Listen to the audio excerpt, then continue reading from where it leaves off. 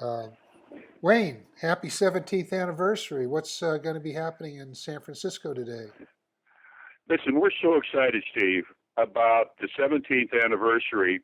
Many of us who have the opportunity and the time are going to gather in front of 1444 Market Street, which was Dennis's old club, and we're at 2:15 in the afternoon, and we're going to reminisce a little bit, enjoy some fellowship relating to our experiences during that time, what the dispensary meant to us, and what energies each of us had put forth in helping 215 come together and to pass. And Steve, it is a beautiful day here. I would imagine we'll probably have maybe 50 to 75 people, which is a good gathering at mid-afternoon, a gathering in front of the dispensary. You had a huge role that you played in that building, and with the putting together of 215, as many of us did. And that's something that we is our history now, and we really appreciate it. We're going to have a good time, Steve, and we're going to be thinking of everybody that has benefited from the medical use of cannabis. Now, you were the head of security, Wayne, and I'd like you to just take a minute and sort of paint the picture of what it was like operating the world's first cannabis dispensary under heavy police surveillance and provocation. Well, Steve, let me say this. There were 12,000 patients that took every risk like you and I did by going into that building and using cannabis, and also to carrying cannabis in the building or carrying cannabis outside of the building. Um, we were like in a boat. Sometimes it didn't know which direction we were sailing because there was so much uncertainty.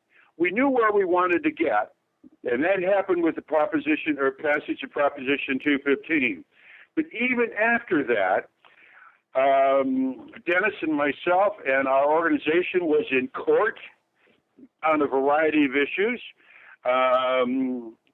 They made the dispensary close for a few months, and then it reopened in January of '97. Dan Lundgren, who at that time was the Attorney General of the state of California, his Bureau of Narcotics Enforcement, BNE, had us under surveillance from across the street. And we saw these films during discovery of the front door and people going in and out, and we knew that we were being under surveillance. That didn't stop any of us, Steve, from doing the right thing. You were there with us. Steve, you know well, we did the right thing. Tell me, Wayne, looking back, what was the most bizarre thing that you had to deal with as head of security? Well, Dennis and I, obviously, we appeared in public a lot. There were some, as in anything, there were some people who possibly took exception to Dennis Perone and the cannabis movement here in San Francisco. Some didn't like the fact that he was a hippie who smoked pot. And then also, too, Steve, Dennis is gay. And that didn't go over well, and he had his trouble with San Francisco police years ago where he was shot. So obviously, like you and like me, we are people of controversy. You do anything in life, you're controversial. So we were always aware of that when we appeared in public and the like. We didn't feel that there were a lot of threats. The only threat we had that I can recall was a bomb threat was called into our office. And before any of us panicked, we had enough people there in that building, and I informed everybody, hey, everywhere you can look, and then more, see if there's anything that's unusual. Well, it wasn't found. So, and that's basically where we were. The bomb threat that I knew was false, but we had to check that out. The surveillance by the Attorney General, the court appearances. Now, speaking of court appearances, you were a key pivotal witness in my trial, and I was wondering if you could just take a minute and share your perspective of, I remember we had the nuns there, we had a pretty crazy scene there. If you could just sort of talk about your testimony and, coming and testifying at my trial. Well, there were so many of people who knew you, Stephen, and had the ability to testify, but we couldn't get two buses up to the courtroom and have all these people speak in your behalf. What made it easy for me, and let me say this, what made it easy for me is you were my friend, but also, too, your attorney was Tony Sierra. And you know how well both of us like Tony. Yeah. He's a great guy. Yeah. But the authorities, law enforcement, were concerned about your behavior. Were you bringing something in? Were you receiving money for it? Did you have any cultivation going on of your own that maybe we knew about? Leading questions, but certainly no one was providing them that kind of information. And I felt very honored to be up there and say, wait a minute, the folk picture that you're trying to make of Steve Kubby is totally wrong. Mr. Kubby is here on compassionate means, just as we all are. There was no money to be made during those days. It wasn't a business. Today, it's a business. Not in those days. Well, thank you so much for sharing those thoughts, and happy 17th anniversary.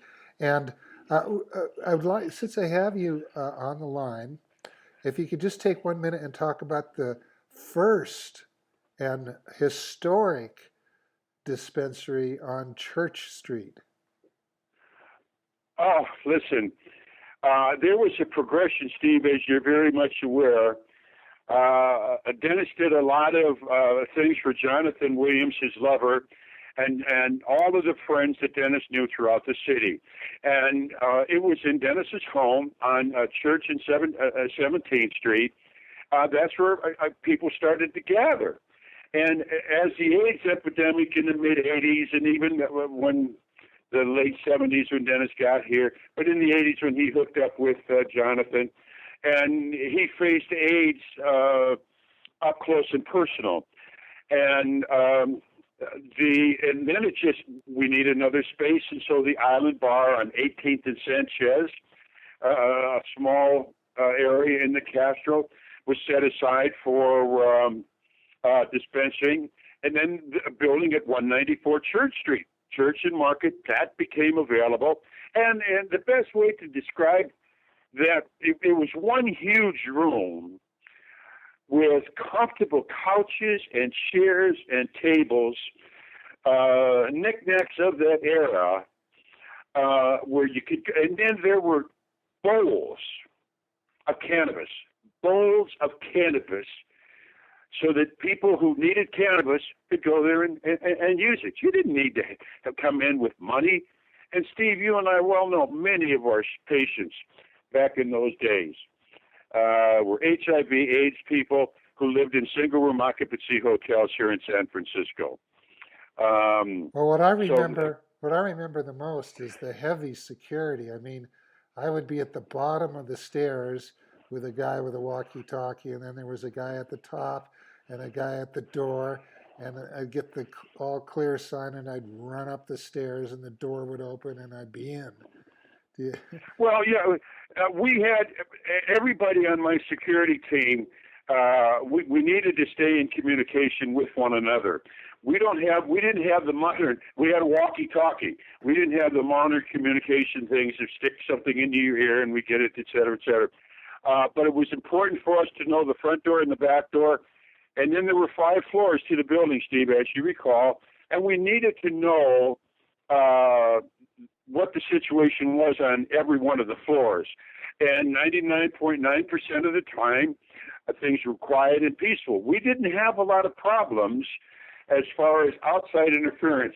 We did have one person come in, got behind the counter, grabbed a box of cannabis, and tried to flee the door. And I followed him. He pulled out a needle, and he said, "There's HIV blood in there," and he was going to stab myself and the other individual that ran after him. That was basically it. But yeah, we had to know what was going on, Steve. That was a dispensary. You know, there was cannabis there, and there was a certain amount of money there. And then also, too, we had to make sure that the security of every person in the building, Steve, that was important. You know how you demanded certain standards that we fought for in the dispensary. Hey, before I say goodbye, any comments about Brownie Mary?